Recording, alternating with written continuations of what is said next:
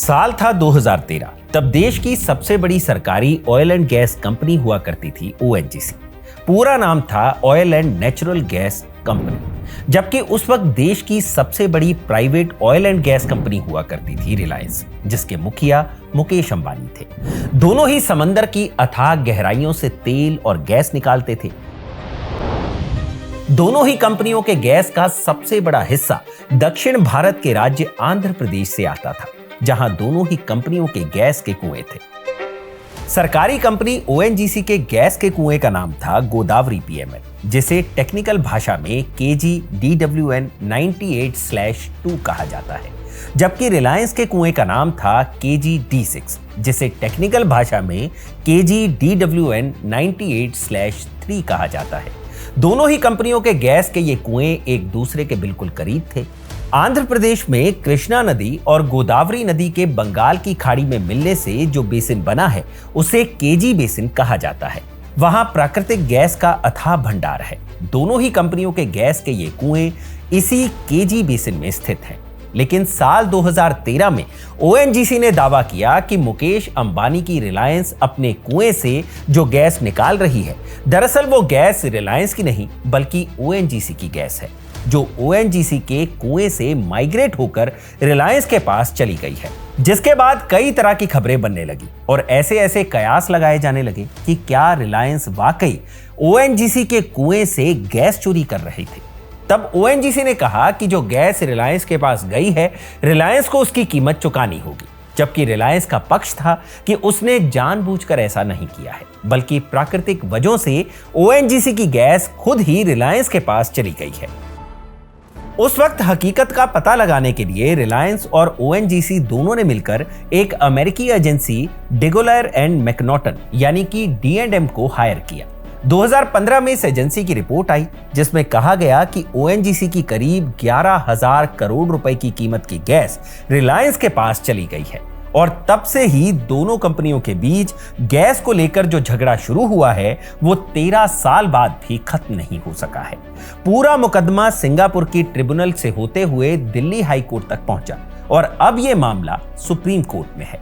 लेकिन यह कहानी सिर्फ 13 साल पुरानी नहीं है और ना ही यह कहानी सिर्फ इस बात की है कि गैस रिलायंस की अपनी है या उसके पास यह गैस ओएनजीसी के कुएं से माइग्रेट होकर आई है, बल्कि इस कहानी का एक सिरा अंबानी भाइयों के उस ऐतिहासिक झगड़े से जुड़ता है जिसने दोनों के रास्ते अलग कर दिए, और दूसरा सिरा भारत के उस अधूरे सपने से जुड़ता है जो हमें ऊर्जा के क्षेत्र में सुपर पावर बना सकता था। नमस्कार, मैं हूं भूपेंद्र सोनी और आप देख रहे हैं खबरगांव। किस्सा के इस एपिसोड में कहानी उस केजी बेसिन की जिससे निकली गैस इस मुल्क का मुस्तकबिल बदल सकती थी। लेकिन समंदर की अथाह गहराइयों में बिगड़े गणित और राष्ट्रीय अंतर्राष्ट्रीय अदालतों में चल रहे कानूनी दांवपेच ने इस केजी बेसिन को ना सिर्फ दुनिया का सबसे विवादित गैस क्षेत्र बना दिया, बल्कि एक सपने को भी अधूरा ही छोड़ दिया। तो आज किस्सा में हम बात करेंगे इसी केजी बेसिन की।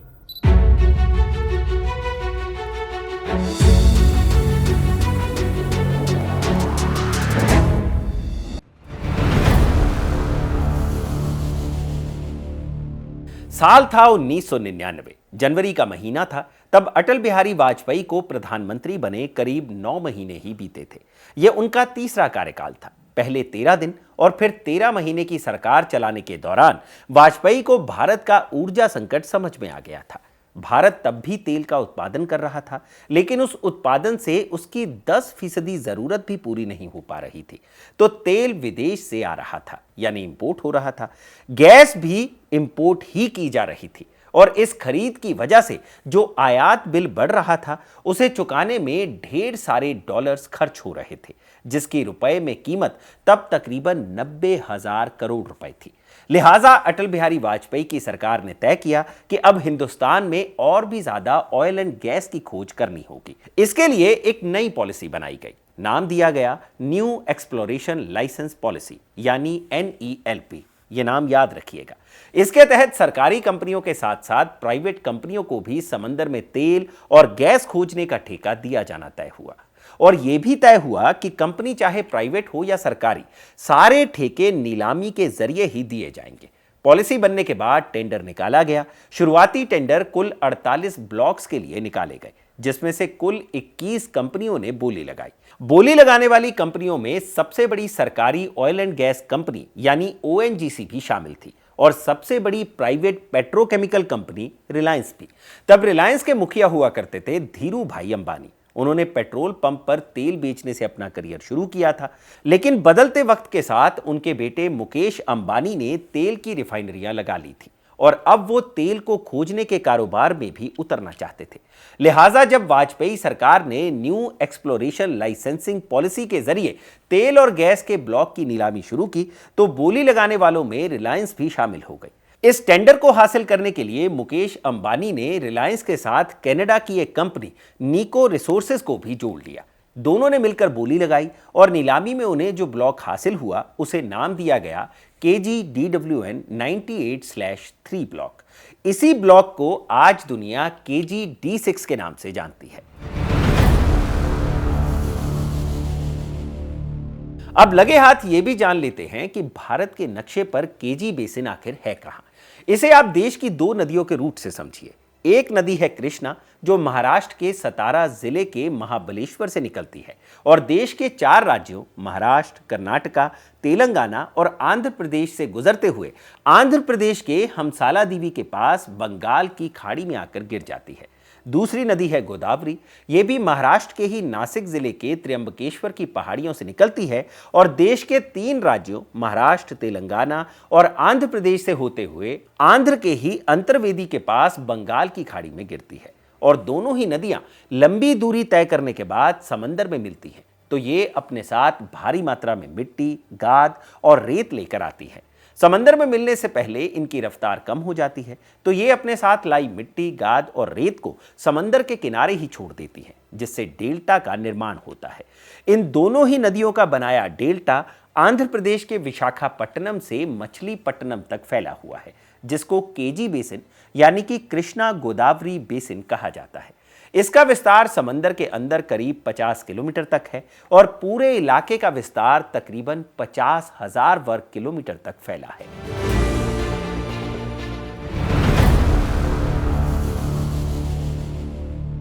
केजी बेसिन का जो जमीनी इलाका है, वहां पर तो ओएनजीसी ने 80 के दशक की शुरुआत में ही गैस की खोज कर ली थी। तब उसे राजोल कुआं कहा गया था। उसी वक्त से देश ही नहीं बल्कि दुनिया भर के वैज्ञानिक अनुमान लगा रहे थे कि उसी पूरे इलाके में और भी तेल और गैस हो सकती है, लेकिन डेल्टा में ओएनजीसी को और गैस नहीं मिली।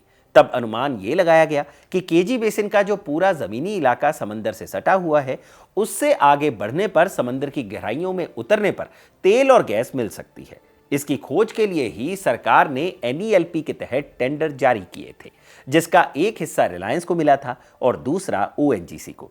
साल 2000 में जब रिलायंस ने निको रिसोर्सेज के साथ खोज शुरू की, तो वो खोजते खोजते केजी बेसिन से सटे समंदर में 50 किलोमीटर अंदर तक चले गए। खुदाई ओएनजीसी भी कर रही थी, तो वो भी समंदर की गहराइयों में दाखिल हो गई थी।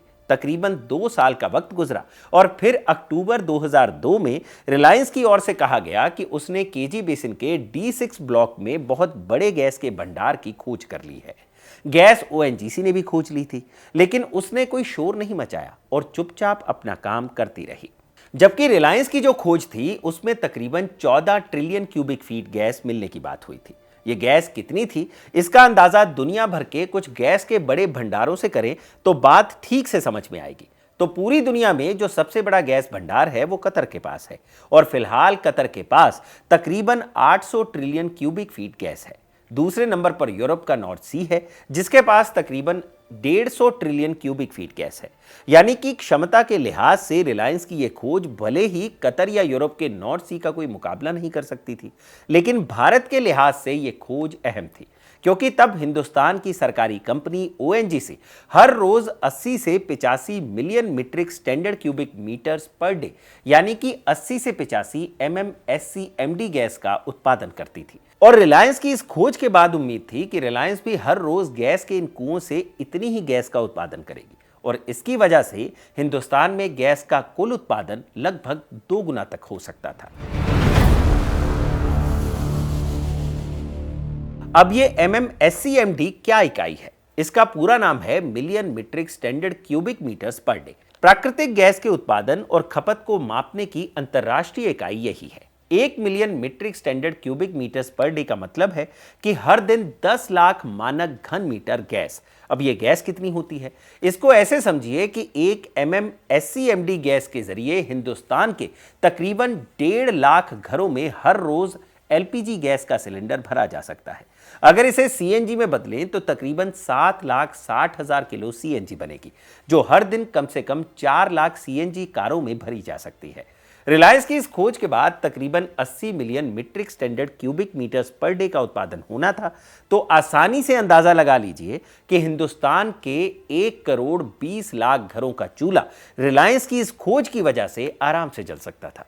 बाकी गैस से बिजली बनती, किसानों के इस्तेमाल की खाद यूरिया को बनाने में गैस का इस्तेमाल होता और फैक्ट्रियां चलती, तो हर एक चीज की कीमत नियंत्रण में रहती, क्योंकि गैस अपनी होती और उसे खरीदने के लिए डॉलर खर्च नहीं करने पड़ते। लेकिन असल में हुआ क्या? अपनी खोज को रिलायंस ने अपने संस्थापक का नाम दिया, धीरू भाई अंबानी का नाम, क्योंकि तब तक धीरू भाई अंबानी गुजर चुके थे। तो एक कुएं का नाम हुआ धीरू भाई अंबानी 1 और दूसरे को नाम दिया गया धीरू भाई अंबानी 3। यह रिलायंस की बड़ी उपलब्धि थी, लेकिन इसे देखकर खुश होने के लिए धीरू भाई अंबानी जिंदा नहीं थे। इस गैस की तलाश पूरी होने से तकरीबन 3 महीने पहले 6 जुलाई 2002 को ही धीरू भाई का निधन हो गया था। यह पूरे रिलायंस समूह के लिए एक बड़ा झटका था, लेकिन सबसे बड़ा झटका तो अंबानी परिवार के लिए था, क्योंकि धीरू भाई अंबानी बिना वसीयत तय किए ही दुनिया से रुखसत हो गए थे। उनकी मौत के बाद उनके दोनों बेटों में संपत्ति को लेकर झगड़ा शुरू हो गया। शुरुआत कंपनी के बोर्ड रूम में तनाव दिखने से हुई, फिर फैसलों पर असर पड़ने लगा, मैनेजमेंट में गड़बड़ियां सामने आने लगी और फिर तो दोनों भाइयों के ना चाहते हुए भी ये सारी खबरें मीडिया में आनी शुरू हो गई। और इस पूरे टकराव में एक सिरा केजी बेसिन से जाकर भी जुड़ता था। मुकेश अंबानी बड़े बेटे थे, तो वो खुद को रिलायंस समूह का स्वाभाविक दावेदार मानते थे, जबकि छोटे बेटे अनिल को भी अपने पिता की संपत्ति में हक चाहिए था। आखिरकार मां कोकिलाबेन अंबानी के हस्तक्षेप के बाद जून 2005 में दोनों भाइयों के बीच समझौता हुआ और फिर धीरू भाई अंबानी का बनाया हुआ पूरा साम्राज्य 2 हिस्सों में बंट गया। मुकेश अंबानी के हिस्से में आया पेट्रोकेमिकल्स, रिफाइनरी और अभी नया नया मिला KG-D6 गैस ब्लॉक। उन्होंने अपनी कंपनी को पुराना ही नाम दिया, जो था रिलायंस इंडस्ट्रीज लिमिटेड। अनिल अंबानी के हिस्से में आया टेलीकॉम, पावर, एंटरटेनमेंट, फाइनेंस और गैस से चलने वाले एक पावर प्लांट की पूरी योजना। अनिल ने अपने हिस्से के कारोबार का नाम अपने नाम पर रखा और इसे नाम दिया गया अनिल धीरू भाई अंबानी ग्रुप। पैसे की वजह से दो भाइयों का रिश्ते के नाते तो बंटवारा हो गया, लेकिन बंटवारे में मिले कारोबार की वजह से दोनों भाइयों के बीच एक रिश्ता बचा भी रहा, क्योंकि मां कोकिलाबेन की देखरेख में जो कारोबारी बंटवारा हुआ था, उसमें एक कारोबार को लेकर दोनों भाइयों के बीच एक MOU साइन हुआ था। इस MOU यानी कि मेमोरेंडम ऑफ अंडरस्टैंडिंग के मुताबिक अनिल अंबानी के पास गैस का पावर प्लांट लगाने की जो योजना थी, उसके लिए उनकी company Reliance natural resources limited यानी RNRL को गैस की सप्लाई करने का जिम्मा मुकेश अंबानी की कंपनी रिलायंस के पास था, जो KG बेसिन D6 के गैस के कुओं के मालिक थे। तय हुआ था कि अगले 17 साल तक $2.34 पर मिलियन ब्रिटिश थर्मल यूनिट की दर से मुकेश अंबानी अपने भाई अनिल अंबानी की कंपनी को गैस की सप्लाई करेंगे। हालांकि यह MOU सिर्फ पारिवारिक समझौते का हिस्सा था, उसे कभी भारत सरकार के साथ हुए अनुबंध का हिस्सा नहीं बनाया गया था, और यही वजह थी कि आगे चलकर इन दोनों भाइयों के बीच गैस के रेट को लेकर ऐसा तनाव हुआ कि मुकेश अंबानी ने अनिल अंबानी को गैस देने से मना कर दिया और अनिल अंबानी का गैस का पूरा बिजनेस डूब गया। हुआ क्या, आइए समझते हैं। उस वक्त तो मुकेश अंबानी ने बंटवारे की सारी शर्तें मान ली थी, क्योंकि तब तक गैस निकलनी शुरू ही नहीं हुई थी, और बंटवारे के करीब 4 साल तक दोनों भाइयों में सब कुछ ठीक रहा। अनिल अंबानी को इंतजार था KG बेसिन से निकलने वाली गैस का, जो बंटवारे के समझौते के तहत उन्हें सस्ती दर पर मिलने वाली थी। पूरे देश को भी इंतजार था KG बेसिन से निकलने वाली उस गैस का, क्योंकि उस गैस की वजह से देश में बिजली सस्ती होती, उद्योगों को बिना रुकावट सस्ती बिजली मिलती और सरकार को गैस खरीदने में कम डॉलर खर्च करने पड़ते, क्योंकि ऊर्जा के आयात पर निर्भरता घट जाती। लेकिन साल 2009 में जब मुकेश अंबानी के नेतृत्व में रिलायंस ने केजी बेसिन से व्यावसायिक तौर पर गैस निकालनी शुरू की, तो इससे ना सिर्फ अनिल अंबानी की योजनाओं को झटका लगा, बल्कि सरकार, उद्योग और ऊर्जा क्षेत्र में भी नई बहस शुरू हो गई। क्योंकि जब केजी बेसिन से गैस निकलनी शुरू हुई और मुकेश को अनिल अंबानी की कंपनी को गैस की सप्लाई करने की बारी आई, तो मुकेश अंबानी ने पारिवारिक समझौते की शर्तों के मुताबिक गैस देने से मना कर दिया। उन्होंने यानी कि रिलायंस इंडस्ट्रीज लिमिटेड ने अनिल अंबानी को यानी कि रिलायंस नेचुरल रिसोर्सेज लिमिटेड को $2.34 की कीमत पर गैस देने से इनकार कर दिया। मुकेश अंबानी का तर्क था कि उनकी कंपनी रिलायंस केजी बेसिन की D6 की मालिक नहीं, बल्कि सिर्फ ऑपरेटर है और इस गैस का असली मालिकाना हक भारत सरकार का है, जिसने गैस का बेस रेट $4.20 प्रति मिलियन ब्रिटिश थर्मल यूनिट्स तय किया है। ऐसे में बिना सरकार की इजाजत के मुकेश अंबानी केजी बेसिन से निकली गैस को अनिल अंबानी को कम दाम पर नहीं बेच सकते थे। तब अनिल अंबानी उत्तर प्रदेश के दादरी में गैस से चलने वाला पावर प्लांट बनाने की तैयारियों में जुटे हुए थे। लगभग 7,500 मेगावाट क्षमता वाले गैस आधिकारिक इस पावर प्रोजेक्ट को तब दुनिया के सबसे बड़े प्रस्तावित गैस आधारित बिजली संयंत्रों में गिना जा रहा था। अनिल अंबानी को इसी प्लांट को चलाने के लिए अपने भाई मुकेश से सस्ते गैस की दरकार थी, लेकिन मुकेश अंबानी ने जब कम कीमत पर गैस देने से इनकार कर दिया, तो अनिल अंबानी ने अपने बड़े भाई मुकेश अंबानी पर पारिवारिक समझौते से पलटने का आरोप लगाया और कहा कि अगर उनके पावर प्लांट को $4.20 की दर पर गैस खरीदनी पड़ी, तो उनका पावर प्लांट कभी भी मुनाफे का सौदा नहीं बन पाएगा और वो चालू होने से पहले ही बंद हो जाएगा। वो पावर प्लांट अनिल अंबानी का सपना था, तो अपने सपने को पूरा करने के लिए अनिल अंबानी ने बॉम्बे हाई कोर्ट का दरवाजा खटखटाया। दोनों तरफ की दलीलें सुनने के बाद बॉम्बे हाई कोर्ट ने अनिल अंबानी के पक्ष में फैसला सुनाया और कहा कि मुकेश अंबानी ने परिवार के साथ जो मेमोरेंडम ऑफ अंडरस्टैंडिंग साइन की है, उसका पालन करते हुए उन्हें अपने भाई अनिल की कंपनी को $2.34 के रेट पर ही गैस की सप्लाई करनी होगी। यह अनिल अंबानी की बड़ी जीत थी, जबकि मुकेश अंबानी के लिए एक बड़ा झटका, और झटका भारत सरकार के लिए भी था, क्योंकि इस गैस के कुएं का असली मालिकाना हक तो सरकार का ही था। तो बॉम्बे हाई कोर्ट से केस जीतने वाले अनिल अंबानी को देश की सुप्रीम कोर्ट में अब ना सिर्फ अपने बड़े भाई को चुनौती के रूप में सामने देखना था, बल्कि अब तो भारत की सरकार और भारत सरकार का पेट्रोलियम मंत्रालय भी अनिल अंबानी के सामने खड़ा था। फिर से दलीलें शुरू हुई और फिर से मुकेश अंबानी ने कहा कि केजी बेसिन के गैस पर हक भारत सरकार का है और उसके रेट सरकार ही तय कर सकती है। तब मुरली देवड़ा पेट्रोलियम मंत्री हुआ करते थे। उनके नेतृत्व में पेट्रोलियम मंत्रालय ने भी यही दलील दी कि दो भाई आपस में पारिवारिक समझौता करके देश की संपत्ति की कीमत तय नहीं कर सकते। मामला अब सुप्रीम कोर्ट में 3 जजों की बेंच में था और फिर 7 मई 2010 को सुप्रीम कोर्ट ने अपने ऐतिहासिक फैसले में बॉम्बे हाई कोर्ट के फैसले को पलट दिया और कहा कि प्राकृतिक गैस राष्ट्रीय संपत्ति है। सरकार के पास इसकी कीमत तय करने और इसे अलॉट करने का संप्रभु अधिकार है। कोई भी प्राइवेट या पारिवारिक समझौता सरकार की नीतियों से ऊपर नहीं हो सकता।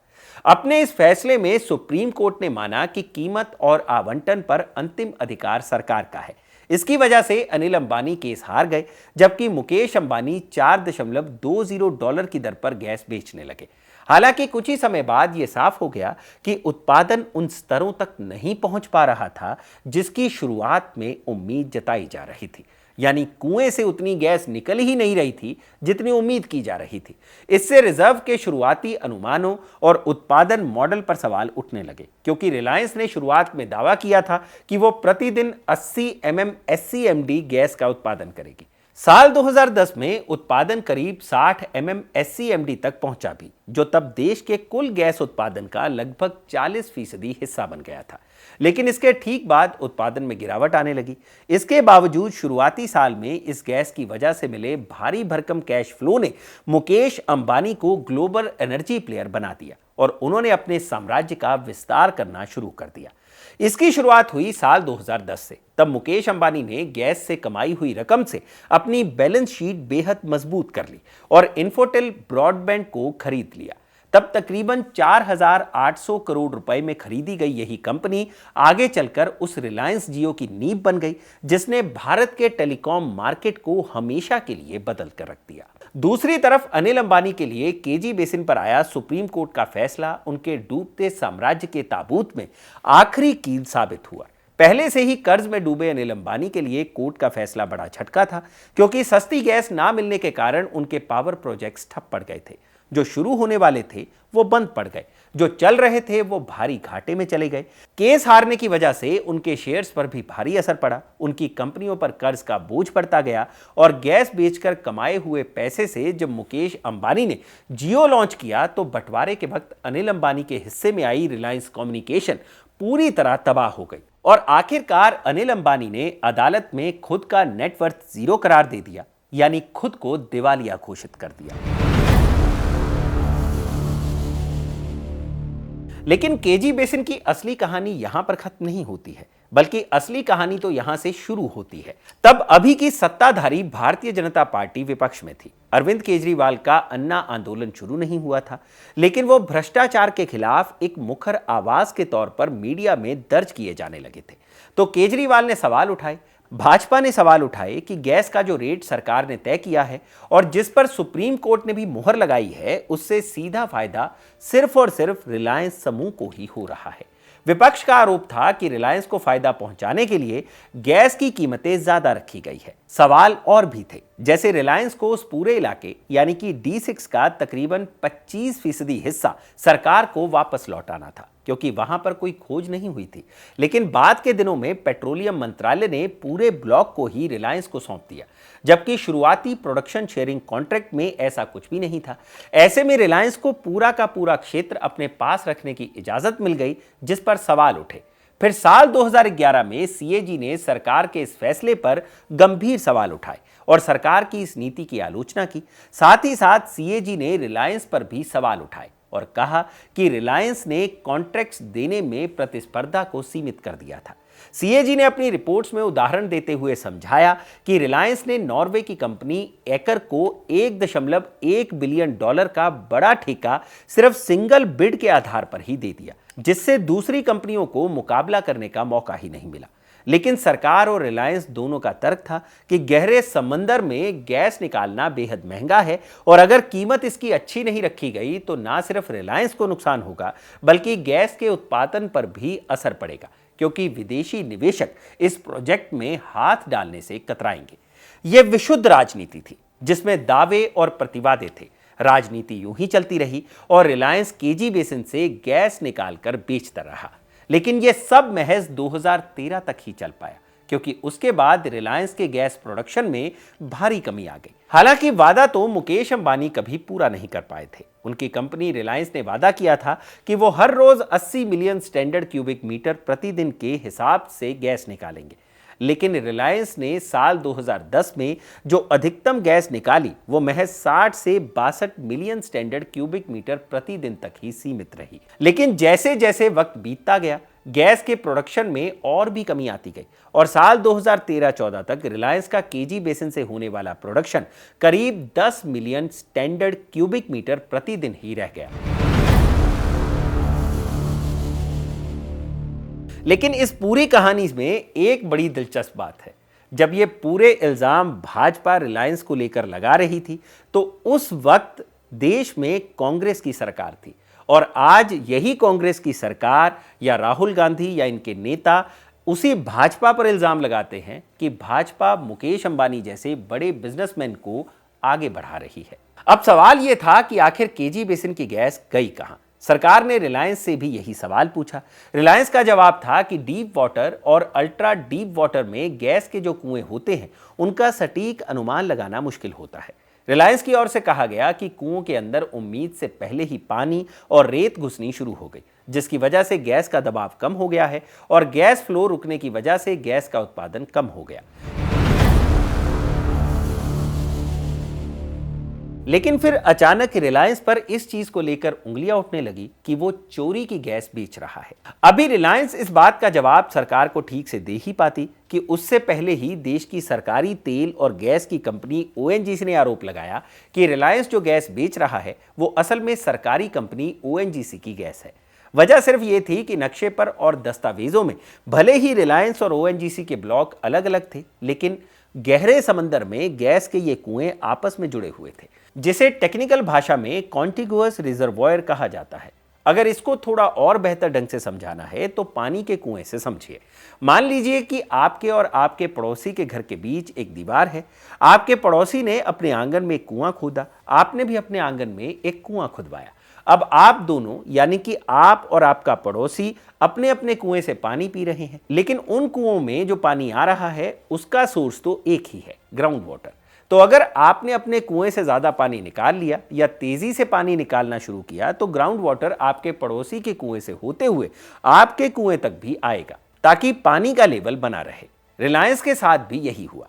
रिलायंस के पास जो गैस ब्लॉक है उसका नाम है KG-D6। उसके ठीक बगल में सरकारी कंपनी ONGC का ब्लॉक है जिसका नाम है गोदावरी PML। अब नक्शे पर तो दोनों के बॉर्डर साफ साफ थे, दोनों का क्षेत्र बटा हुआ था, लेकिन समंदर के अंदर ये दोनों ही ब्लॉक जुड़े हुए थे। साल 2009 में रिलायंस ने गैस निकालनी शुरू की। इसकी वजह से ONGC के ब्लॉक में मौजूद गैस पर दबाव कम हुआ और वो प्राकृतिक रूप से खिंचकर रिलायंस के कुएं की तरफ आ गई। ONGC का दावा था कि रिलायंस ने जानबूझकर अपने कुएं ONGC की सीमा के बिल्कुल करीब खोदे ताकि वहां की गैस खींची जा सके। ONGC के मुताबिक रिलायंस ने उनकी 11 अरब क्यूबिक मीटर गैस निकाल ली, जिसकी बाजार में कीमत तकरीबन 12,000 करोड़ रुपए है। ONGC के आरोप पर रिलायंस ने जवाब दिया कि वो अपने ही कुएं से गैस निकाल रहे थे। अगर प्राकृतिक दबाव की वजह से गैस ONGC के कुएं से माइग्रेट होकर रिलायंस के कुएं में आ भी गई तो उसे लॉ ऑफ कैप्चर के तहत वैध माना जाना चाहिए। जब झगड़ा बढ़ा तो केंद्र सरकार ने जांच के लिए एक कमीशन का गठन किया। पेट्रोलियम मंत्रालय की ओर से साल 2015 के आखिर में रिटायर्ड जस्टिस अजीत प्रकाश शाह यानी कि AP शाह की अध्यक्षता में एक सदस्यीय जांच आयोग का गठन किया गया, जिसका काम ONGC के गैस चोरी के आरोपों की जांच करना और सरकार को हुए नुकसान का आकलन करना था। विशेषज्ञों की मदद से जस्टिस AP शाह ने जांच के बाद पाया कि ONGC के ब्लॉक से करीब 11.1 अरब घन मीटर की गैस KG-D6 में चली गई है। रिलायंस ने अपने इस कुएं से गैस का उत्पादन किया और इसे बेचकर अनुचित लाभ कमाया। जस्टिस शाह कमीशन ने अपनी सिफारिश में यह भी कहा कि रिलायंस को ब्लॉक के जुड़े होने और गैस के माइग्रेट होने की संभावना की जानकारी पहले से हो सकती थी। लिहाजा रिलायंस को सरकार को मुआवजा देना चाहिए, जो 1.55 अरब डॉलर यानी कि तकरीबन 12,000 करोड़ रुपए बनता है। रिलायंस इस फैसले से खुश नहीं थी और ना ही उसके पार्टनर खुश थे, तो मामला अब अंतर्राष्ट्रीय हो गया, क्योंकि रिलायंस अकेली नहीं थी जिसने ये गैस निकाली थी। KG बेसिन में गैस की खोज के शुरुआती दौर में ही रिलायंस ने कनाडा की कंपनी निको रिसोर्सेज के साथ साझेदारी की थी। लेकिन जब यह मुकदमा शुरू हुआ उससे पहले ही रिलायंस ने ब्रिटेन की सबसे बड़ी पेट्रोलियम कंपनी BP के साथ भी साझेदारी कर रखी थी। साल 2011 में हुई साझेदारी के तहत BP यानी कि ब्रिटिश पेट्रोलियम ने रिलायंस के ब्लॉक में 7.2 अरब डॉलर का निवेश करके उसकी 30% हिस्सेदारी खरीद ली थी। यह उस वक्त में भारत का सबसे बड़ा विदेशी पूंजी निवेश था। बाकी निको का हिस्सा 10% था ही। तो जस्टिस शाह कमीशन ने रिलायंस पर जो जुर्माना लगाया था उसमें रिलायंस के अलावा निको रिसोर्सेज और BP भी साझेदार थे। लिहाजा इस मामले का हल अंतर्राष्ट्रीय स्तर पर ही हो सकता था और ऐसे में मध्यस्थता के लिए रिलायंस पहुंच गई सिंगापुर की अदालत में, क्योंकि निको रिसोर्सेज और BP के साथ हुई साझेदारी का एक प्रावधान यह भी था कि किसी भी विवाद की स्थिति में मध्यस्थता सिंगापुर में ही होगी। तो सिंगापुर में मध्यस्थता हुई और साल 2018 में सिंगापुर ट्राइब्यूनल ने साफ साफ कह दिया कि रिलायंस की कोई गलती नहीं है, उस पर कोई जुर्माना बनता ही नहीं है, क्योंकि यह लॉ ऑफ कैप्चर है।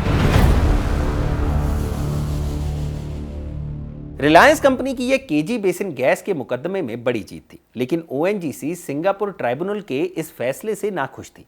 तो ONGC ने इसे भारत की अदालत में चुनौती दी। मामला पहुंचा दिल्ली हाई कोर्ट और दिल्ली हाई कोर्ट की डिवीजन बेंच ने साल 2025 में कहा कि इस मामले में कई ऐसे सवाल हैं जिनकी दोबारा जांच जरूरी है। तब हाई कोर्ट की डिवीजन बेंच ने सिंगापुर ट्राइब्यूनल के निष्कर्षों पर सवाल उठाते हुए मामले में सरकार की आपत्तियों को स्वीकार कर लिया था। हाईकोर्ट के इस फैसले से लगभग खत्म हो चुका विवाद फिर से जिंदा हो गया। दिल्ली हाईकोर्ट का रिलायंस के खिलाफ आया फैसला रिलायंस के लिए एक कानूनी विवाद भर नहीं था, क्योंकि तब दांव पर थी अरबों डॉलर की रकम जो जुर्माने के तौर पर रिलायंस को चुकानी थी। दांव पर थी रिलायंस कंपनी की साख, जो अंतर्राष्ट्रीय बाजार में भी पैर पसार रही थी। और दांव पर था वो सवाल जो पिछले करीब 20 साल से पूछा जा रहा था कि केजी बेसिन भारत की सबसे बड़ी ऊर्जा की खोज थी या भारत का सबसे बड़ा ऊर्जा विवाद। अपना पैसा और अपनी साख दोनों को बचाने के लिए मुकेश अंबानी के नेतृत्व में रिलायंस ने सुप्रीम कोर्ट का दरवाजा खटखटाया और अब फिर यह मामला देश की सर्वोच्च अदालत में है। अब सुप्रीम कोर्ट के सामने दो बड़े संवैधानिक सवाल है। पहला सवाल ये कि क्या अंतर्राष्ट्रीय आर्बिट्रेशन के फैसले को भारतीय अदालतें पलट सकती हैं। दूसरा सवाल यह है कि अगर प्राकृतिक वजहों से गैस का एक बड़ा हिस्सा एक ब्लॉक से माइग्रेट होकर दूसरे ब्लॉक में चला गया तो क्या उसे चोरी माना जाएगा या सिर्फ एक प्राकृतिक संयोग।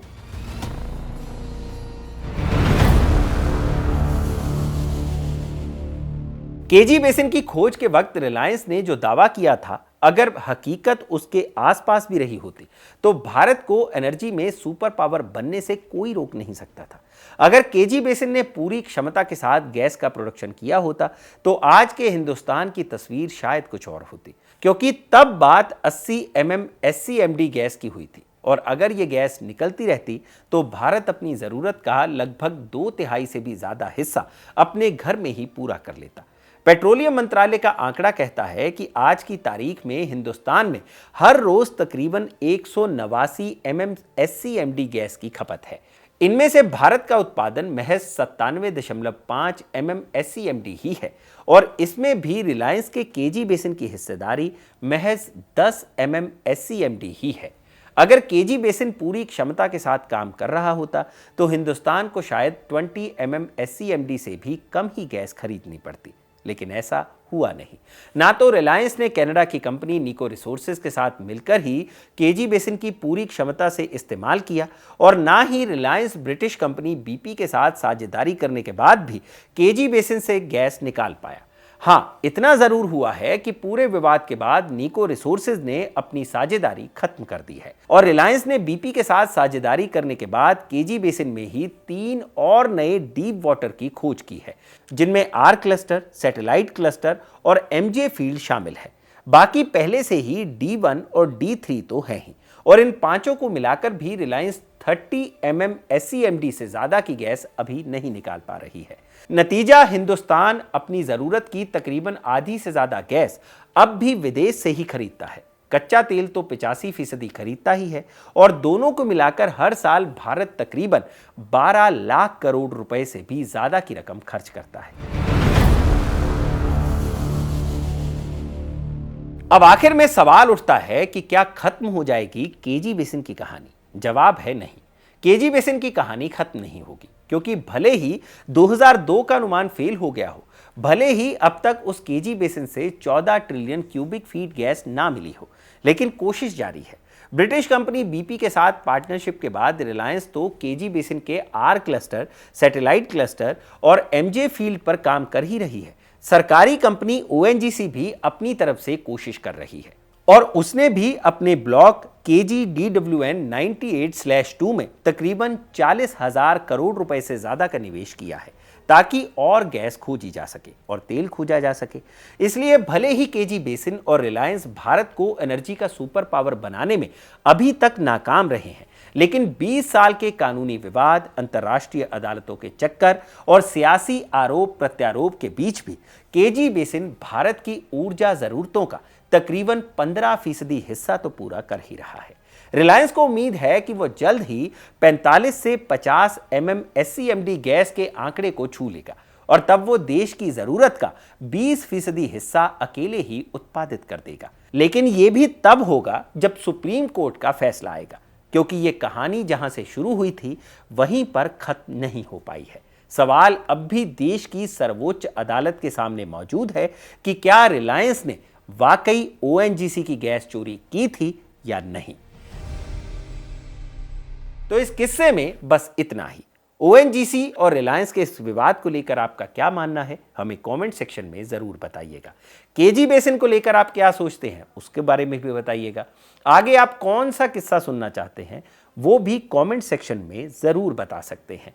किस्सा के इस एपिसोड को कैमरा के पीछे रिकॉर्ड किया था मेरे साथी सर्वेश ने और इस पूरे एपिसोड को बनाने में मेरे और कई साथियों का योगदान रहता है, तो उनके नाम भी आप स्क्रीन पर देख सकते हैं। आगे आप कौन सा किस्सा सुनना चाहते हैं उसके बारे में भी आप हमें बता सकते हैं। फिलहाल के लिए इजाजत दीजिए। मैं हूं भूपेंद्र सोनी और देखते रहिए खबरगांव। शुक्रिया।